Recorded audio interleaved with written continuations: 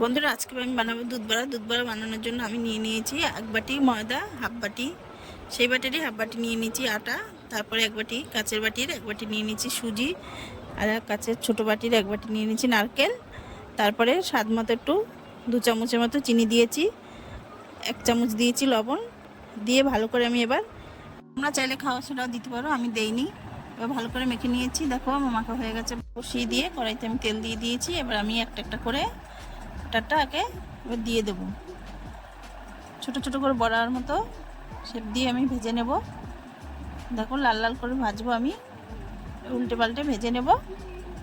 হয়ে গেলে এবার আমি দেখো লাল লাল করে ভেজে নিয়েছি। তোমাদের যদি আমার রান্নার ভিডিওটি ভালো লাগে তাহলে আমাকে সাবস্ক্রাইব, লাইক, কমেন্ট, শেয়ার করে দিও। এবার আমি একটা একটা করে তুলে নেব, আবার ওরকমই আবার দিয়ে দেব, দিয়ে আবার লাল লাল করে ভেজে নেব। এবার আমি কড়াইতে দুধ দিয়ে হাফ বাটি, কাচের বাটির হাফ বাটি দিয়ে দিয়েছি গুঁড়ো দুধ, 3টে মতো এলাচ দিয়ে দিয়েছি, কাচের বাটির 2 বাটি আমি চিনি দিয়ে দিয়েছি।